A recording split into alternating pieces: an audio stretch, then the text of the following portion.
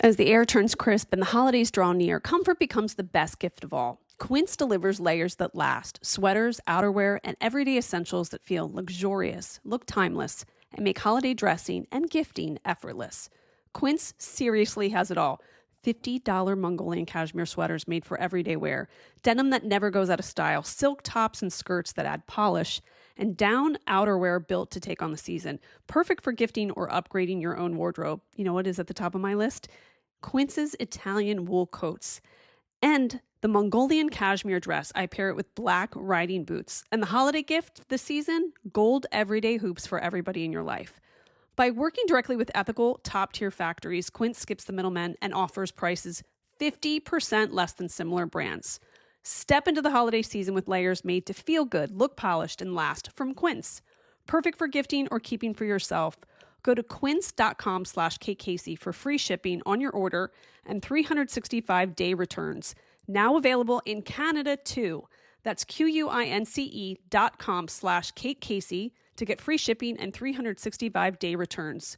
Quince.com/KateCasey. The amazing Kate Casey. Welcome back for another episode of Reality Life with Kate Casey. Today's episode is about behind the scenes of MTV. There are moments in pop culture history that don't just define an era, they invent it. And before we scrolled, before we streamed, before YouTube, TikTok, and influencers, there was a channel that felt like it was talking directly to you.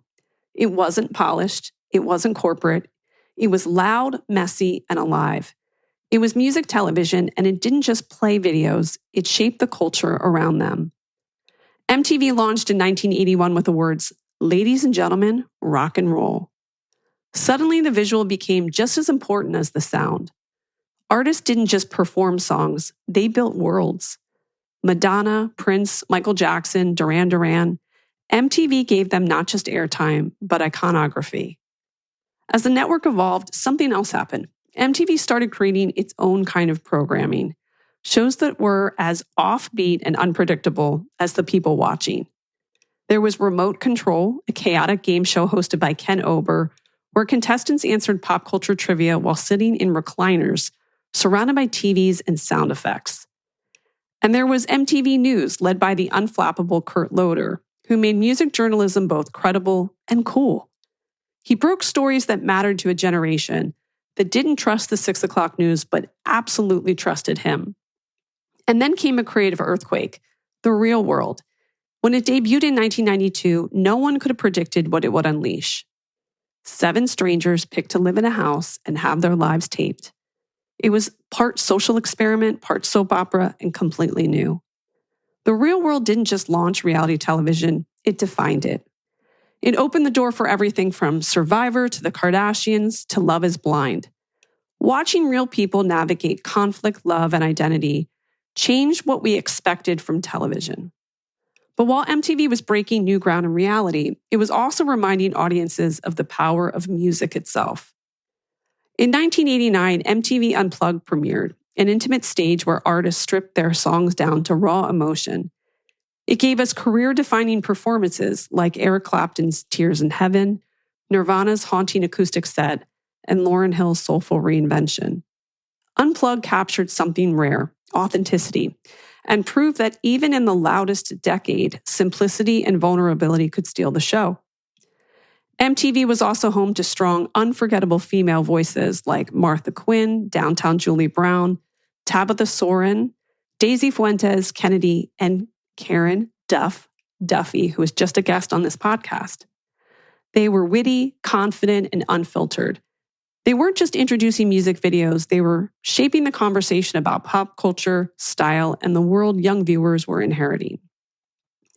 MTV wasn't just about music or reality, it was about moments. The MTV Video Music Awards and Movie Awards became the wildest nights on television. No rules, no filters, just pure creativity and chaos. Madonna in a wedding dress rolling on the floor, Kanye storming the stage, Britney with a snake, those moments started at MTV. And those award shows didn't just spotlight musicians, they launched personalities. Comedians like Jon Stewart, Colin Quinn, and Chris Hardwick found their first major platform there. MTV became a breeding ground for the next generation of hosts, writers, and showrunners who would go on to dominate entertainment. And at the center of that creative chaos, helping shape the channel's identity, tone, and fearless attitude, was Doug Herzog. Doug was one of the key executives who helped transform MTV from a niche music channel into a cultural phenomenon. He believed in bold ideas and in the power of voices that didn't sound like anything else on TV. After MTV, he carried that creative instinct across the entertainment world, leading networks like Comedy Central, Fox, and USA, and helped bring to life some of the most defining shows in comedy and pop culture. From The Daily Show to South Park to Inside Amy Schumer, Doug has been a creative hand behind TV that has shaped how we laugh, think, and connect. So today we're going to talk about those early MTV hallways where ideas were born out of instinct and rebellion. We're going to talk about what it was like to build a network from scratch, what made those early shows click, and how MTV became a launch pad for the culture we still live in today. And we're also going to talk about what came next, how he carried those lessons forward, how the business of television changed, and what still matters most when it comes to making something that people can't stop talking about. So here is my interview with Doug Herzog. Doug, I have wanted to interview you for so long, and I am thrilled that I have tracked you down today. Welcome to the show. Oh, thanks for having me. I think the first question I have is how you got into the entertainment industry to begin with. Well, first thing, I got into it, I was a kid growing up in northern New Jersey. It was the 70s. I was obsessed with television and movies and music, and there were 3 TV networks. And it seemed like a very far away place, and nobody went off to school to study those things back in those days. That was like an exotic thing, which is what I did. I went to a place called Emerson College to study film and television. And I remember my grandmother, when I told her that I was going to go to Emerson, first of all, she goes, "Where's that? What's that?" Nobody had heard of it. And then I told her I was going to study, and she said, "Oh, does that mean you'll be able to fix my TV?" Because it just wasn't a thing. Like, back in those days, everybody wasn't running off to film school. And it was kind of an exotic thing. Anyway, I decided to go there and try and figure it out. And the interesting thing is, the day I got there in the fall of 1977, all the places that I ended up working at did not exist yet. Right? Because there were only 3 TV networks. So I basically spent my career in cable. And the one broadcast network I worked at was the Fox network, which didn't come till much later. So, and I got out of school, so that opportunity the cable TV opportunity didn't really exist when I was going to school. But by the time I graduated, they were all starting and they needed cheap young help. So, there I was. And I was at CNN, the day they launched, not in Atlanta, which is where it remains based, but in their LA bureau. And it was, a little bit like right place, right time. I sort of jumped on that cable television train at the ground floor. And I got to take the ride all the way up, through a lot of different networks and a lot of different companies. And now, of course, we're at a period where it doesn't look like cable television is going to be around too much longer, which is interesting. Well, that must be so weird for you too, because you were at the beginning of an era. You're watching this era kind of close down, and then you can see what the next thing is going to be. But I think it would be really fun to know how the concept of MTV came to be and your part in that. Well, so I got to MTV. MTV was launched in August of 1981, and I got to MTV in September of 1984. So, the original concept was, a video radio station. Bob Pittman, who was, sort of the chief founder, who had come from radio. He had been working on some cable television networks for Time Warner, or might have just been Warner back then. It was just Warner back then. And, that first initial sort of 36 months of MTV was they were just running videos. That's all they had. They didn't have any money. They weren't making any shows. And it was kind of like this video radio station that went out nationally. And it caught fire, of course, right? Also, kind of the right time, the music industry and MTV became, great partners. It was the Michael Jackson era. And by the time I got there in 1984, which I refer to as the end of MTV Mach 1, which was the music video era, was probably the height of that, right? Summer of 1984, it was, you're probably too young to remember this, but it was, Michael Jackson's Thriller, Bruce Springsteen's Born in the USA, Prince's Purple Rain, Madonna. If you were going to have a Mount Rushmore of music video artists, it was probably them in 1984. And so I got there and I started the news department, which is why I was hired. I had come from working at CNN and Entertainment Tonight. And so I brought a little news, almost everybody who worked at MTV in those days was not from the television business. They were from radio, they were from record labels, they were from agencies, they were from concert promotion. And they were just, that's kind of how they wanted it because they didn't want to do anything like traditional television. Anyway, so I got this job and I got to start the MTV News Department. And, that was 84. And by 86, MTV had started to get greater distribution. We were getting rated, right? And of course, we were selling advertising. And we were doing a lot of research. And we found out through our research and ratings that, people changed the channel a lot. Why? Because maybe you didn't like the Duran Duran video that came after the Cyndi Lauper video or the Billy Idol video that came after that. And so Bob Pittman decided we were going to make television shows. And that was heresy. That was heresy for people inside the building because this is, that's what the M was for. It's a music television station. And it was heresy for the audience, right? Who also looked at it very parochially in that regard. And I was handed the assignment, and a very specific assignment, create a game show, create a dance show, and create a news show.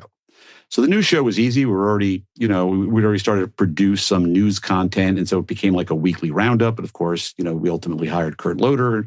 That was the Week in Rock. The idea of the dance show is let's do MTV's version of American Bandstand. And so we created a show called Club MTV with Julie Brown.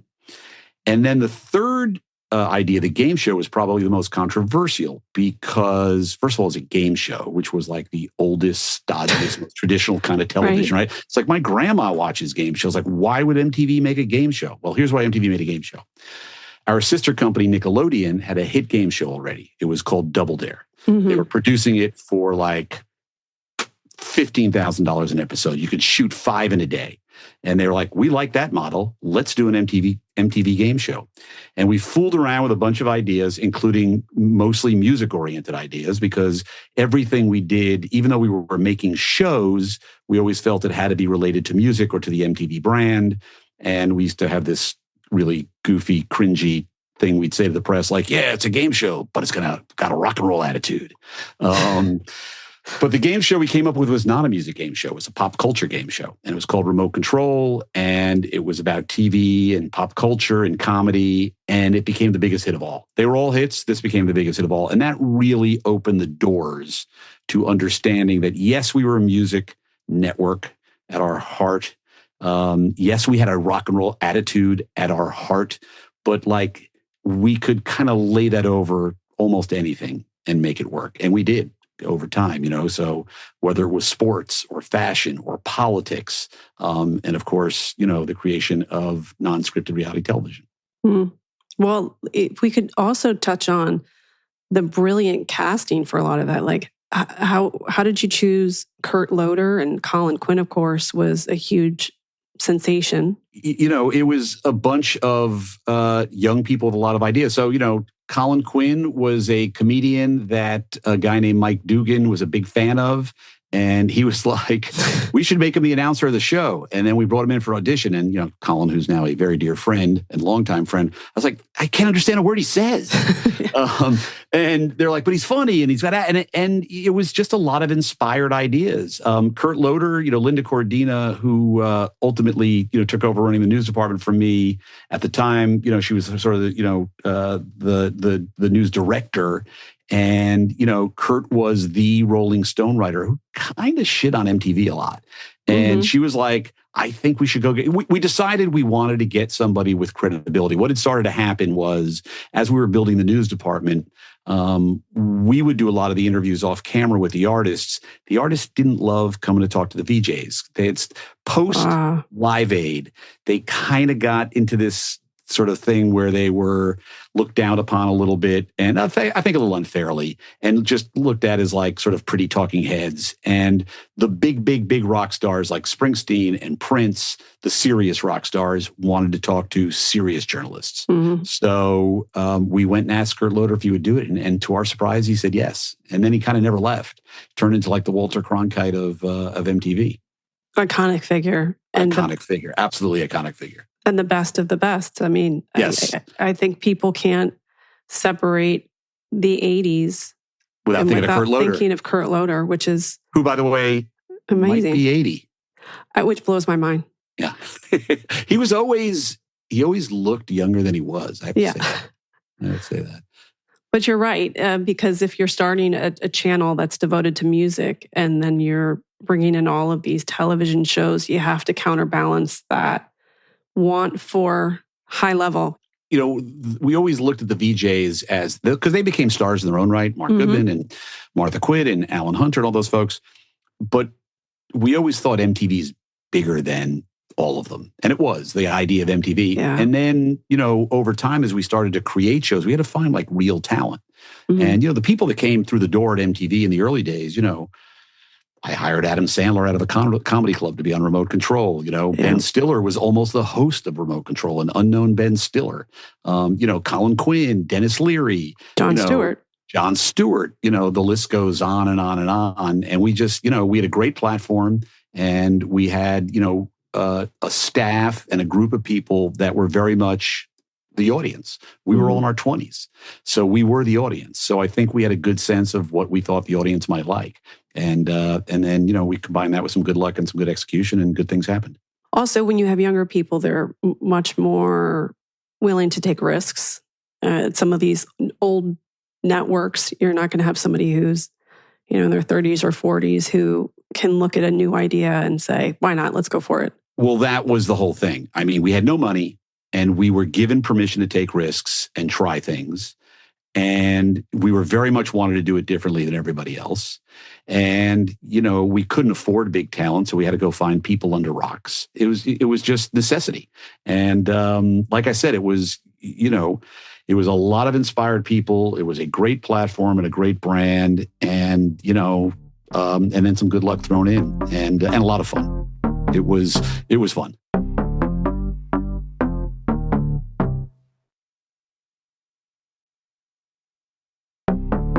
When you began that job, how big of a music fan were you? And as you kind of got into the peak of the job, did you find yourself loving music more, or did it kind of did it make it less fun because you were so in the weeds? That happens to people. It didn't happen to me because I was a huge music fan. I remain a huge music fan. I was never, there was only short periods where I actually was in charge of the music department. And as I used to say, if I was picking the music, MTV would be out of business. Because I have just more eclectic taste. I'm not like I wasn't a heavy metal guy. I wasn't a grunge guy. Yeah. I was an early hip hop guy, but I sort of, you know, my hip hop era ended, I think, when I left MTV in '95. But, you know, I loved being around the music. I loved to have the opportunity every once in a while to try and squeeze something I liked into the mix somewhere.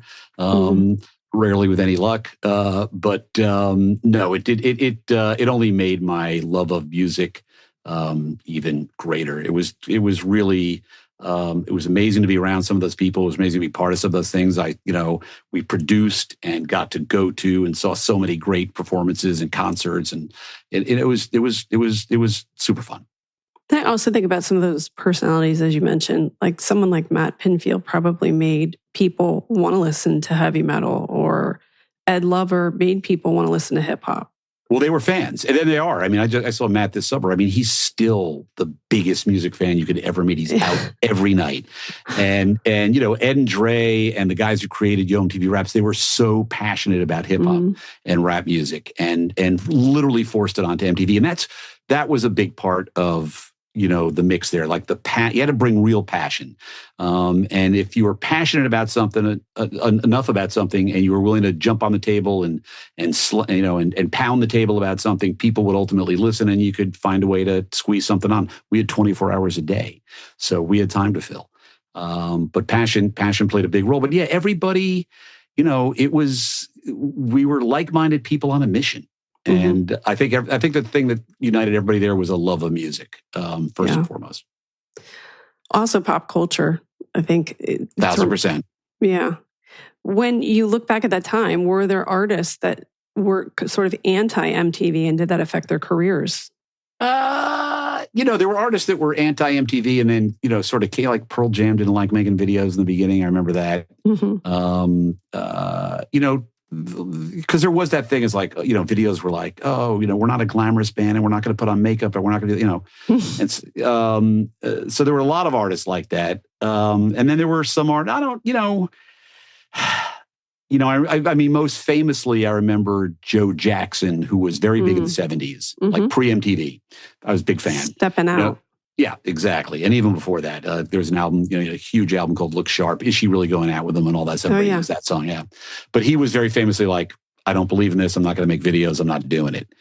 Now, whether that hurt his career or not, I don't know. He's still out there doing his thing. But, he sort of like took this attitude like, I don't want to participate. But ultimately, not only did everybody want to make videos, everybody wanted to be on MTV. Yeah. We could sell records, but what we quickly found out is we could open a movie, and we could, even advertisers, like people would come to us with new products to launch on MTV, sneakers and soft drinks. And then of course, as I used to say, all roads led through MTV. Bill Clinton wanted to be on MTV.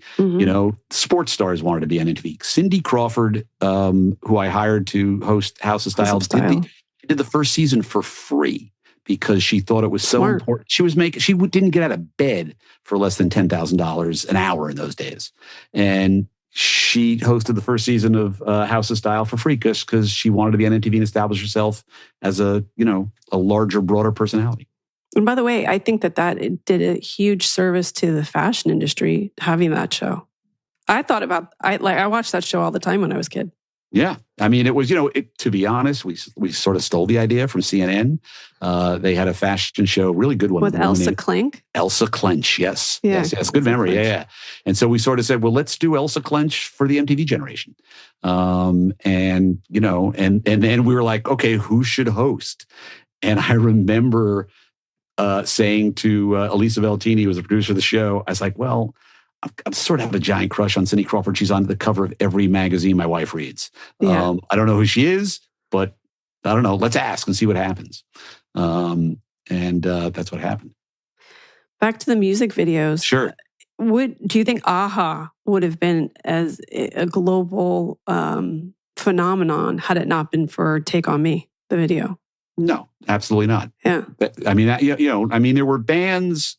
Look, Bruce Springsteen is like the example of like the guy who started, in the old classic way, which is, him and a guitar, him and a band, one step at a time, playing coffee houses, clubs, small theaters, big theaters, arenas, like the whole, worked his way up through live performing, right? And recording.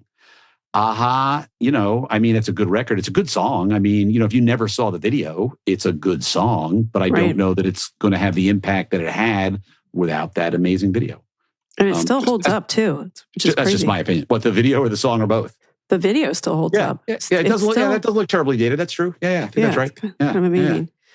Yeah, I can imagine someone like Bruce Springsteen. Like, do I really have to make a music video? And that was kind of his attitude, And then, he very reluctantly made Dancing in the Dark, which is sort of, has become iconic, even though people were shitting on it way back when in the beginning. And that is Lead and Dancing and pulling Courtney Cox up. And it was a little cringy and goofy.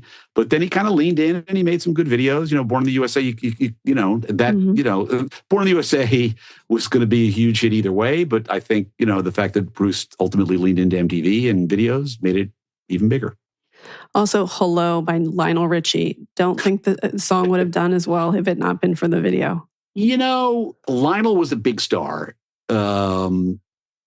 and a big radio star. I mean, that's a hit pop song. But again, MTV just amplified everything. Yeah. And MTV was best at, I think, new things, right? Like, so whether it was hip hop or grunge, I always make this, hip hop was going to become hip hop either without MTV, I believe.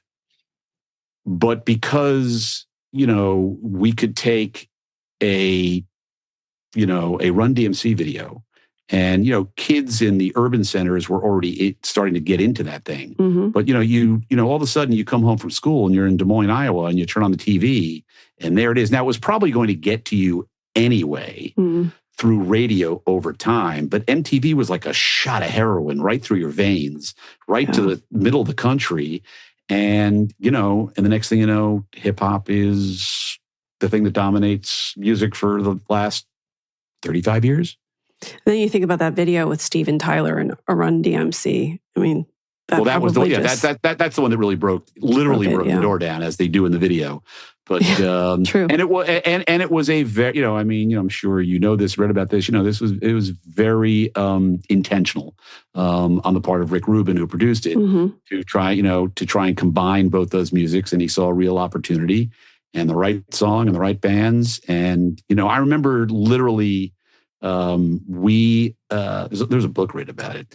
But I remember we got invited to the studio to interview them both as they were releasing the song. And then they sort of fake recorded it for us. But I remember watching the video or the footage when it came back in the newsroom thinking, I think this is going to be big. I mean, of course, I didn't know. And then a couple of weeks later, I went to my cousin's wedding, a bunch of frat boys in Central New Jersey. Love it. And they knew the word. It came on during the wedding. The DJ played it, and they knew the words. They knew every word of the song. And I thought, oh yeah, this is big. This is big. We're onto something. We're onto something here. Yeah. What about the award shows? I mean, you borrowing that obviously from other award shows, but then making it your own. The idea was to do like the anti-award show, Like how can we do an award show in a way that, ABC and the Oscars never would, or CBS and the Grammys never would. And at the same time, very, celebrate ourselves as much as we were celebrating the artists in the music business. And that worked almost instantly. I actually got to MTV the week after the first one. Mm-hmm. So the first one was hosted by Dan Aykroyd and Bette Midler. Classic. And then I came right after that. And I mean, there's so many, we did so many crazy things with those award shows and so many crazy moments. And, it became a thing where it's like the kind of award show where you could let your hair down and sort of do anything and say anything and anything could happen. And that's what we wanted. We wanted like a little bit of controlled chaos. Just controlled enough. Well, I think about too, like Courtney Love and Madonna. That was just the pre-award show. Courtney Love and Madonna. Then there was the fight backstage between Axl Rose and Kurt Cobain. I missed Vince Neil taking a swing at Axl Rose by like 2 seconds after Axl came off singing. He was doing. He performed with Tom Petty and the Heartbreakers, and they did "Knocking on Heaven's Door," and it was like out of a scene of Bye Bye Birdie. He comes off stage and Vince Neil takes a swing at him. It was over a girl. I mean, just the whole thing. Cher with her butt hanging out. Prince, Kanye. Later on, which was past my time, but I was there. I mean, it was. It was a circus. It was an absolute circus. And then unscripted TV. I mean, the real world totally changed my life. It has obviously something that I'm really passionate about. You were the forerunners, in my opinion, in this category. Tell me a little bit about that decision. So we wanted, or maybe I was running programming, and I decided we should do a teen soap. So I think Melrose Place. Or what was the original one on Fox? Beverly Hills 90210. Beverly Hills 90210 had recently premiered on Fox. We were a little bit like, wow, they kind of like stole our playbook a little bit. They did a young adult 1 hour, drama. Mm. And we're like, but we of course couldn't afford to do that. But we're like, little like, so we're like, well, maybe we could do like a daily soap opera, like the kind your grandma watches, which are cheaper, right? Like One Life to Live. But we were going to do it 5 days a week. We developed it. It was called St. Mark's Place. We spent some money developing it. I hired a consultant because we had no idea how to produce a soap opera. And I hired this woman, Mary Ellis Bunham, who had produced soaps for NBC. And it's funny, she was probably in her 40s then. Mm-hmm. And we were all in our 20s, but she seemed like somebody's mom. You know, she was like the oldest person in the building. She was lovely. And then, of course, because I'm an idiot and we were idiots, we realized we couldn't afford to finance a 5-day-a-week soap opera. So we shut the whole thing down. And then, I don't know, I think John Murray told me on my podcast that it was like a couple of weeks later, he came in with Mary Ellis and said, we think we have your soap opera thing solved. And they pitched us The Real World. And we're like, wow, that's a really interesting idea. Yeah. And so the other thing I don't remember, which John told me, was it took us a year to greenlight it, which seems like that's like dog years in MTV years. But so we commissioned a pilot. So they cast 7 kids and they went to a loft over a 4-day weekend in New York. I think it was over Thanksgiving weekend in Manhattan. And they shot on handy cams, like, the kind your dad would take home movies on. The wraps around the back of your hand. Yeah. So they had like 3 or 4 people just, circle these kids at all times. And they came back and they edited it up like, I think 2 20-minute episodes. And we were like, that's a TV show. Yeah. And, we had it's sort of a light bulb went off. We had kind of been circling this a little bit, when we used to go to spring break. And that became a big MTV franchise and event, as you probably recall. Mm-hmm. And one of our sort of big aha moments at spring break was, we would bring rock stars down and movie stars and, and to sort of keep the kids' attention. But what we found was when we turned the cameras on the kids, that's what they liked the best, to see themselves. And we're like, that's interesting. We should do more of that. And that's kind of what The Real World was. We just turned the cameras on the audience, and John and Mary Ellis, brilliant producers. And, they kind of, sort of hit on a formula pretty quickly. It was pitched to us, nobody used the term. Reality television was not a term. Mm-hmm. Unscripted television was not a term. It was pitched as a docudrama. Yeah. And the only sort of thing you could compare it to was something called An American Family, which was a docu-series on PBS in the 70s. Mm-hmm. So this was like almost 20 years before. I remember, and I was obsessed with it. And so that's how they pitch it. But I do remember when we started to get footage in, John would say, well, we put some books out on the coffee table and, to try and get some conversation going and be a little provocative. And I remember saying to him, like, wait, like, this is supposed to be a documentary. And he's like, no, it's a TV show and things have to happen. So I was like, that was the first time it occurred to me that they were going to nudge the narrative along. Yeah. And that was an aha moment for me, but, he and Mary Ellis really knew what they were doing, to say the least. And the show took off immediately, hit out of the box. And of course, was going up until very recently, probably 25 plus seasons, I think. Yeah. Well, even when you watch certain things now, well, I'm assuming it's probably happens to you all the time where you watch something and you immediately go back to, like that was our original idea. We had something like that. Like you have us to thank for that. Yeah, I don't know about that, but it definitely, and it took a while for, the world to catch up with The Real World. Mm-hmm. I can remember when I got to run the Fox network. So now we're talking 2000, and some agent comes in and he's pitching something and he's like, have you heard of The Real World? Oh, and I'm like, yeah. But I mean, but it was have just, you met me? No, but it was, network television had yet to embrace unscripted. Mhm. Or they're just about to. I think this is right around the time that John and Mary Ellis did the show with,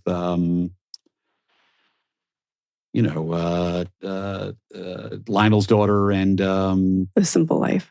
The Simple Life. I think The Mhm. Simple Life was it. But, it took a while for people to see that this was actually something that could work across many platforms. It was originally looked at as like just a cheapo cable idea. Mm.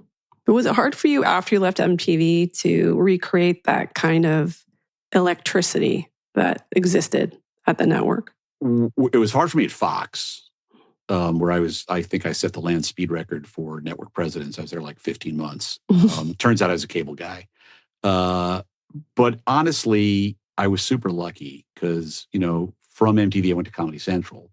And, it wasn't MTV exactly, but I kind of got to do the same thing over. I got to take over a network where there was kind of fledgling. I created The Daily Show, put on South Park, and use a lot of the MTV playbook, particularly around building culture, not just programs, which, is really important to the process, I think. And kind of got to do it all over again in a different way. Comedy's not necessarily as sexy as MTV or rock and roll, but I had a lot of fun. And and even when I went to the USA Network, which is a really middle of the road, stodgy place, I tried to inject some new ideas and some fun into it, and that's always the challenge. So, but there's only one MTV. It was a very particular place and a particular time, and yeah, and like I said, we had a lot.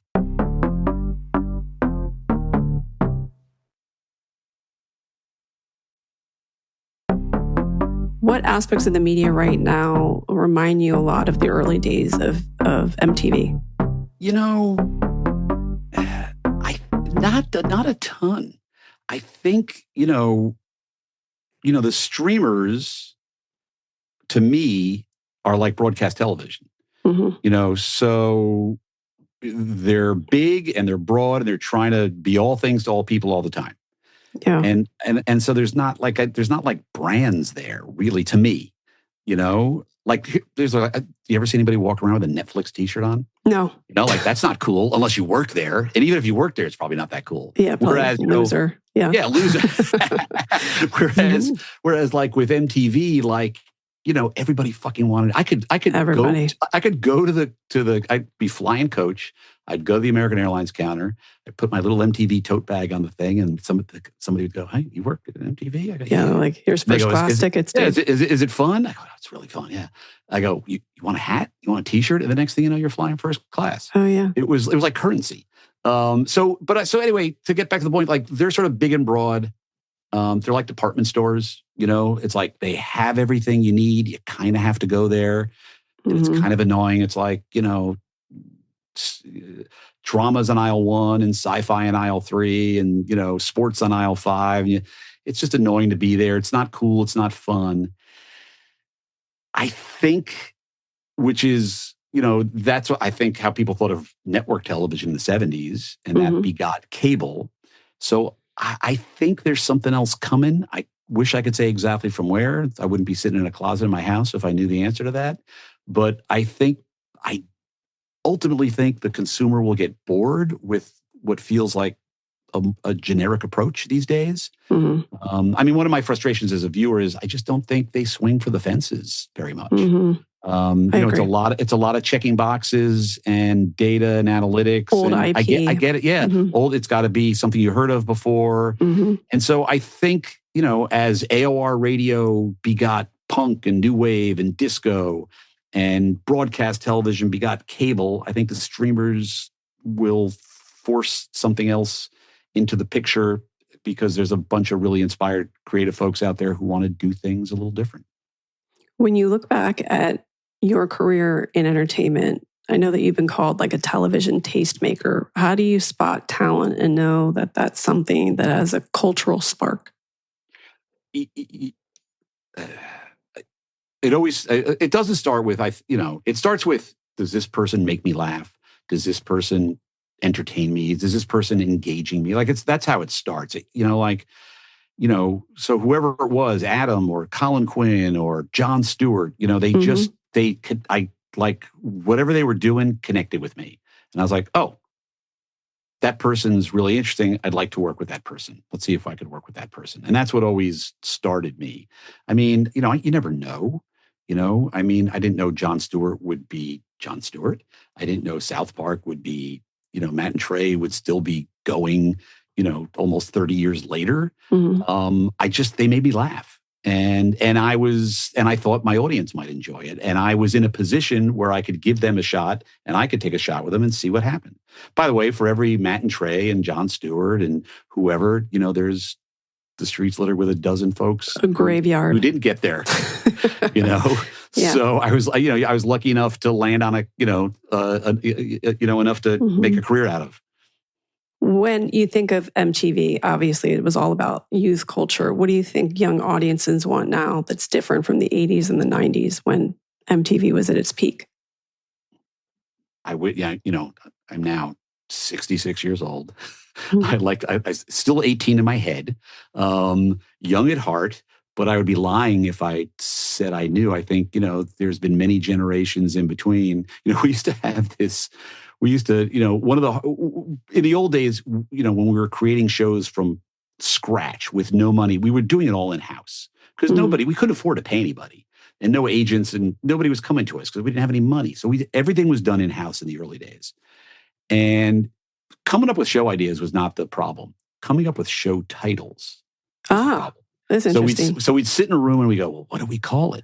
And we'd have these brainstorming sessions and come up with a million bad ideas. And then somebody would inevitably say, well, if we call it Kill Your Parents, everybody will watch. So, so I think that title probably still holds for the youth of today. I don't know. But one of my favorite shows was Buzzkill. And I'm still friends with Frank. That was a great show too. Great name. Great name. But Buzzkill was a great name. Buzzkill. Do you remember Buzz? I do remember Buzz. Buzz. You're talking to somebody who spent a prodigious amount of time watching MTV as a child. I love that. You're my people. Mark Pellington and John Klein, who created Buzz. Mark Pellington, who went on to be a very successful feature film director, just did a documentary about Buzz, which was way ahead of its time. Yeah. It was just at the Montclair Film Festival. There was a lot of those shows. And Buzz was something like that was a crazy, I mean, that was, even we thought it was crazy. We put it on at 11:30 on Sunday nights. It was out there by MTV standards, which is saying something. But that was the thing. We had time to fill and people had permission to experiment and take risks. Until they didn't, things change, things get big and it's successful. But there was a period in there where it was, and sounds like the period you grew up on, where kind of we tried a lot of stuff and, some worked, some didn't. But it was always memorable. It was mostly always memorable.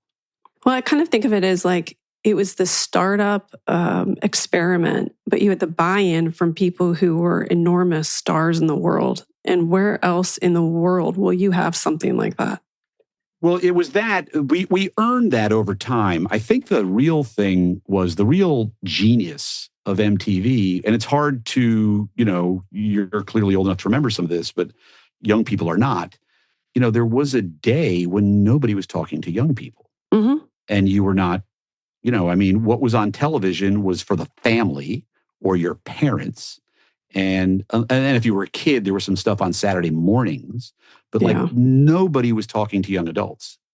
That's how the Fox network kind of came into being. But, prior to that and MTV, it just wasn't being done. That was just kind of a revelation. Like this, they were so desperate for it. They wanted it so bad. And then we showed up with, I think, the right way in and the right idea. And like I said, a lot of really talented, incredible, inspired people.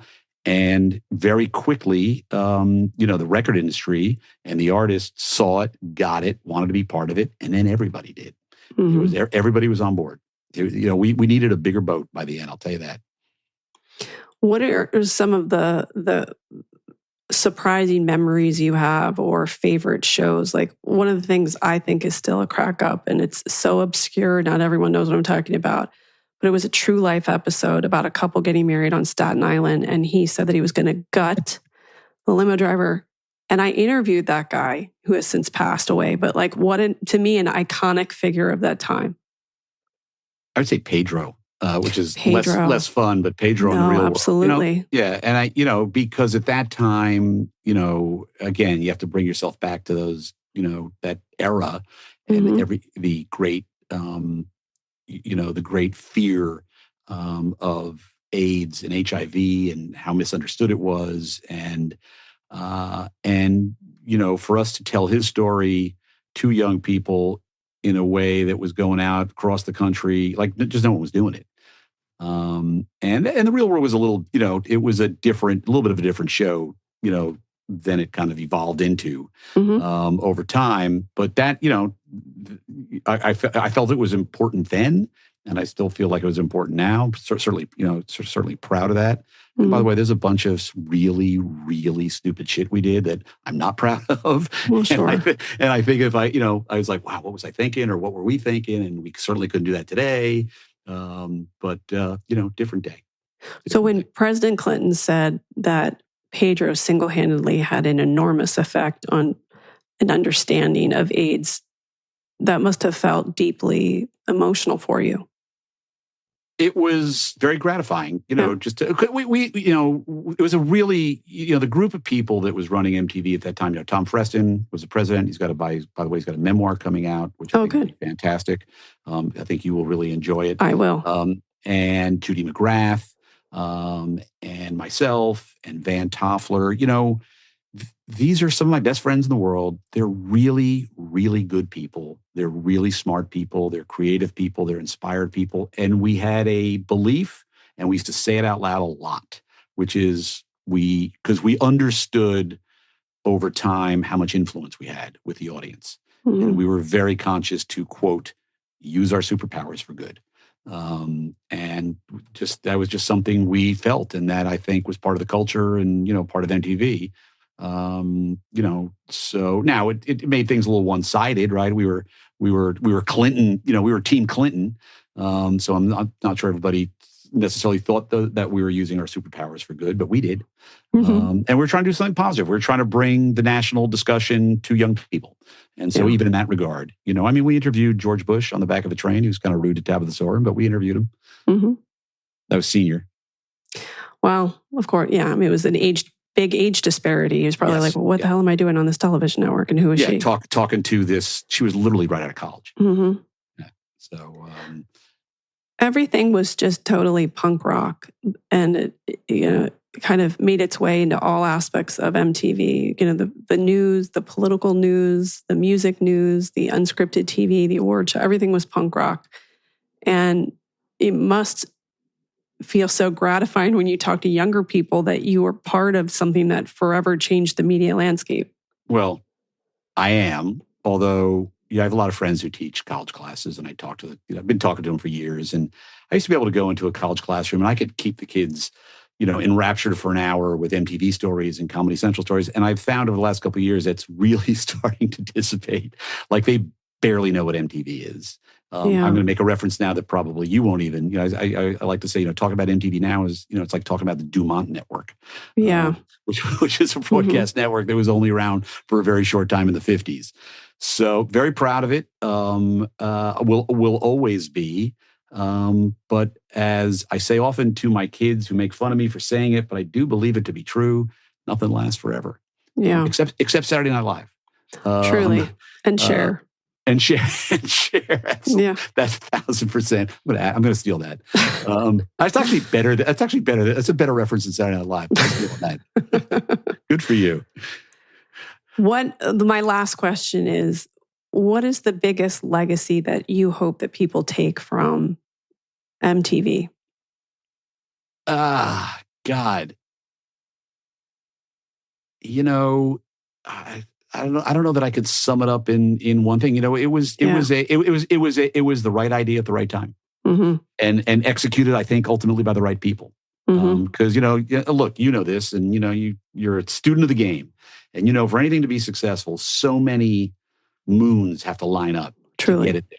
and the moons lined up for MTV in a way that and there could never be, you could never do it today. The landscape has changed so dramatically. I mean, MTV, I also say this to my kids, MTV was, it was TikTok and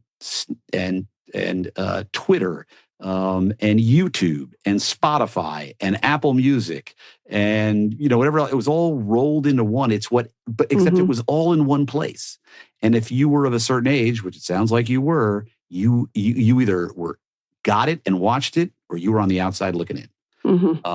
And that it was just a moment in time. And it's not the fact that it's not that anymore is, not necessarily MTV's fault. A lot of other things are, but the world's just changed, dramatically. So. Yeah, I used to talk to people at school and they didn't watch MTV. And I was like, you're a big fat loser. I don't know what you talk about. What's wrong with you? Seriously. And even if you didn't, and look, even in those days, people didn't have, not everybody had cable. But, yeah, that's right. But there was always I don't know how we did. Well, there was always a friend with cable, right? You went to their house, that's how you saw it. And, people, if you wanted to see it, you figured it out. Where did you grow up? Philadelphia. Right? Yeah. Philadelphia area. Do you remember when you got cable? Oh, yeah. I mean, it's life-changing. I mean, my entire life was spent in front of a television. Yeah. Well, the great thing about television, particularly MTV, which was all about really pop culture, was it gave me access to storytelling in a way that books just didn't. You meet people in your own hometown. They pretty much have the same kind of life that you do. And it was just a window into other people and the way they live. And I think that's why I love unscripted television so much, is it's a continued exploration of that. Well, it was great meeting you. It was great meeting you too. Tell everybody where they can find you. Where they can find me. I'm on Instagram. I'm on LinkedIn. And, I'm just out there in the ether somewhere. Out there. I'm out there. Yeah, I'm out there. The amazing Kate Casey. I want to thank my fantastic guest, Doug Herzog, and remind you to make sure that you click subscribe. Please leave a 5-star review. Join the Facebook group Reality Life with Kate Casey to talk about this episode and others. You can get my weekly What to Watch and Unscripted list at katecasey.substack.com. Please make sure that you subscribe. Bonus episodes are available on Apple Podcast and on Patreon at patreon.com/Kate Casey. And also make sure you follow me on social media. I'm on Instagram at KatecaseyCA, TikTok, it's Kate Casey, and Twitter, Threads, and Blue Sky at KatecaseyCA. Check back tomorrow for an all-new episode.